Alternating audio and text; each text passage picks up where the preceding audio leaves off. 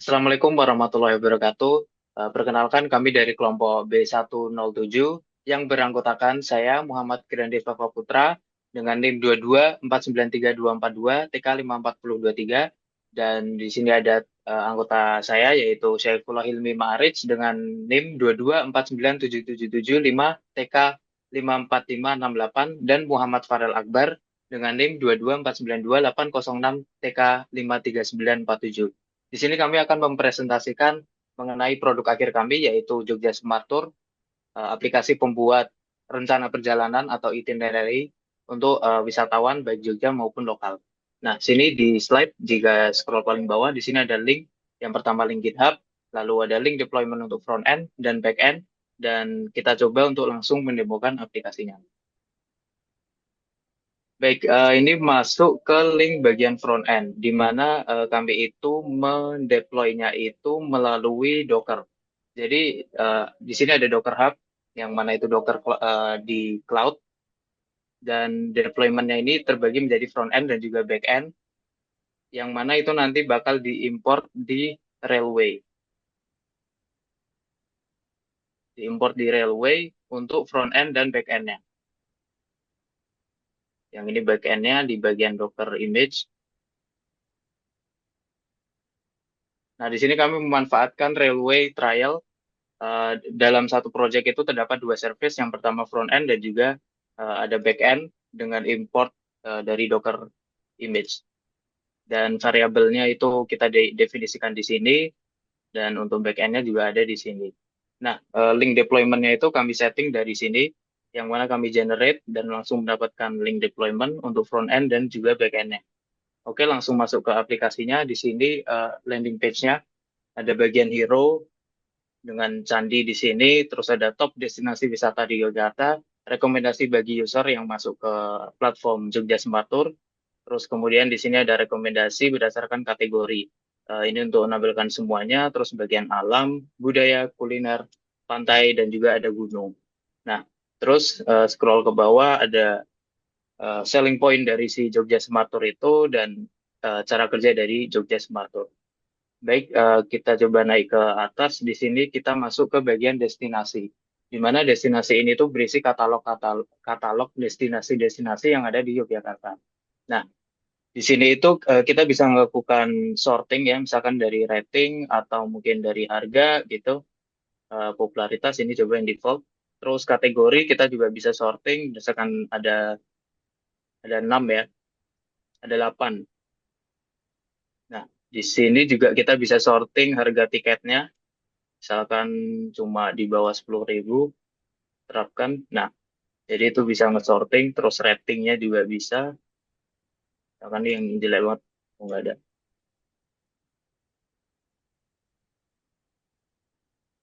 Nah, pokoknya di sini ada beberapa sorting dan juga pagination untuk si user itu bisa melakukan explore destinasi yang ada di Yogyakarta. Terus di sini juga kita bisa search misalkan air, kita misalkan mau wisata air gitu juga bakal ada di sini. Terus kemudian masuk ke beranda, balik lagi. Di sini ada fitur login yang bakal dijelaskan dan juga ada chatbot yang bakal dijelaskan oleh teman saya. Oke, selanjutnya di sini kita akan masuk. Untuk masuk di sini kita hanya perlu sign up dengan Google. Jadi ketika kita sudah sign up dengan Google, kita langsung masuk ke page ini itinerary di sini. Jadi untuk di sini itu untuk digunakan untuk membuat planning menggunakan AI berbasis LLM menggunakan DeepSeek. Nah, namun untuk chatbotnya sendiri ini tidak berbasis LLM. Chatbot ini berbasis rule-based system. Kenapa kita melakukan hal ini? Hal ini dilakukan karena untuk mengurangi cost DeepSeek yang kita gunakan yang pas membuat itinerary. Kita kan membuat itinerary itu menggunakan AI DeepSeek. Nah, itu kan menggunakan banyak biaya gitu. Jadi kita tidak ingin menggunakan banyak biaya untuk chatbotnya ini sendiri karena kita pikir itu ini adalah chatbot yang simpel aja. Kita tidak perlu menjadikan dia interaktif. Kita hanya perlu dia memberikan informasi yang penting terkait data terkait destinasi-destinasi di Yogyakarta. Jadi ini contohnya misalnya. berikan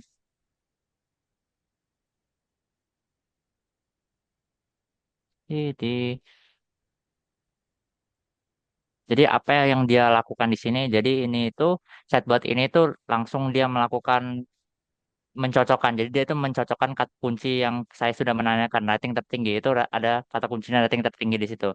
Jadi ini itu di kode itu dia responsnya itu berdasarkan logika. Jadi dia itu berdasarkan if else yang saya telah masukkan gitu. Jadi dia itu berbasis dengan data CSV yang saya masukkan, yang jadi kita melakukan sorting berbasis misalnya kalau saya nanya untuk pantai gitu atau untuk budaya atau wisata-wisata budaya atau yang lainnya itu nanti akan memunculkan berbasis data-data CSV yang tadi itu. Jadi contohnya berikan pantai populer di Jakarta. Nah, di sini akan muncul pantai-pantainya yang berbasis dengan itunya. Nah, ini. Jadi selebihnya untuk chatbotnya seperti itu, selanjutnya kita akan menuju ke penjelasan itinerary yang dilakukan oleh Saifullah Hilmi. Oke, masuk ke itinerary atau rencana perjalanan. Jadi ini tuh fungsi utama dari Jogja Smart Tour. Apa itu fungsinya? Jadi bayangkan kamu mau ke Jogja, cuman kamu nggak tahu harus tanya ke siapa. Kalau tanya ke Google ya cuman hanya top set aja karena yang muncul. Jadi Jogja Smart Tour bisa mengatasi permasalahan ini. Dengan cara apa? Jadi kita akan coba demo dengan pembuatan rencana baru. Oke, misalkan kita masukin long weekend akhir Mei. Oke, nah terus aku mau kemana aja? Akhir-akhir ini yang tentu ke Malioboro jelas. Terus Malioboro mau makan gudeg sama di Jogja ada apa lagi? Mau ke Bapia, Merapi. Bapia. Oh ya, Ya. nanti beli oleh-oleh bakpia. Terus mau ke pasar tradisional, pulangnya beli oleh oleh bakpia. Oke. Rencana budget ini kita masukin berapa yang uang yang mau kita keluarkan dalam perjalanan ini. Misalkan let's say 2 juta lah. Oke. Lama perjalanan karena nggak terlalu crowded, ya 2 hari lah gitu. Oh, sorry sorry itu tanggalnya. Jadi mulai dari besok selama 2 hari gitu. Nah, terus kita juga masukin jenis wisatanya apa. Misalkan kita tadi masukin kuliner, tambah budaya, belanja. Nah, setelah itu kita akan buat rencana. Nah, input yang kita masukin di form-form tadi itu akan dikirim ke backend, dikirim ke API DeepSeek di backend kita. Jadi dia akan mengolah berdasarkan input yang kita berikan.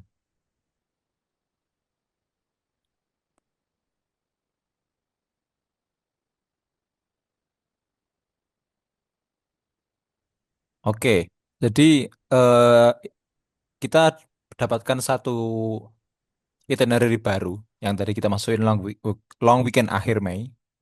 Dengan tadi kita masukin total uang itu 2 juta. Nah, di sini kita udah terlihat kita hanya ngeluarin 1,6 dengan dengan lama perjalanan 2 hari. Nah, kita lihat detailnya. Jadi di detail perjalanan kita sudah menyediakan rencana perjalanan per harinya. Selain itu kita juga memasukkan eh, Maps di sini. Jadi kita terintegrasi dengan Maps. Kita mulai dari yang bawah dulu. Jadi eh, kita memisahkan rencana perjalanan dalam hari yang kita masukin. Karena kita tadi masukin 2 hari, maka kita di sini ada 2 perjalanan 2 hari. Jadi inputnya tadi Merapi jelas. Terus kita mau ke pasar tradisional, kita mau makan gudeg Malioboro. Karena tadi kita juga masukin tentang budaya. Nah itu makanya ada keraton, candi, dan di akhir kita mau beli bakpia patuk. Nah, jadi kita bilang ketika pulang kita mau beli oleh-oleh. Nah, dia secara otomatis langsung bisa menyesuaikan. Jadi bakpia patuk ini ditaruh di akhir karena kita emang mau pulangnya beli oleh-oleh bakpia. Nah, kemudian di sini ada budgetnya. Dia ada akomodasi, makanan, transport, tiket masuk dan sebagainya dengan total 1,6 juta.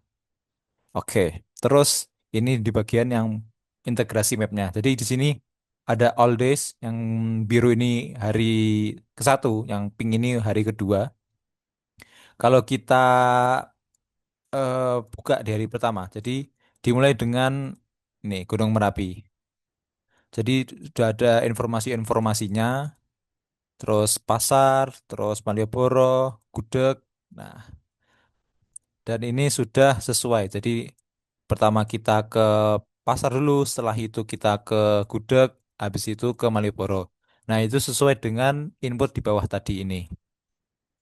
Nah, habis itu kita mau coba yang D2. Nah, D2 juga sama, dari Candi terus Bakpia Patuk. Nah, ki- jadi outputnya bisa terintegrasi dengan map. Selain itu, kita juga bisa print atau cetak rencana tadi dalam bentuk eh, PDF yang siap untuk dicetak ini. Nah, jadi kita bisa save as PDF gitu. Kemudian jika kita sudah melaksanakan dan merasa ingin dihapus atau yang nggak jadi digunakan, itu bisa dihapus saja dari sini. Nah, maka hilang itinerary yang sudah direncanakan, yang sudah dibuat sebelumnya. Itu saja fitur dari Jogja Smart Tour ini. Jadi basically Jogja Smart Tour bisa membantu planning rencana Anda untuk ke Yogyakarta dengan bantuan AI. Jadi tidak perlu susah-susah untuk nyari manual. Cukup masukin preferensi, cerita, kamu mau kemana, kemana, kemana, mau beli apa, mau mampir kemana, rencana hari, besar budget, dan sebagainya. Sekian dari kami. Wassalamualaikum warahmatullahi wabarakatuh.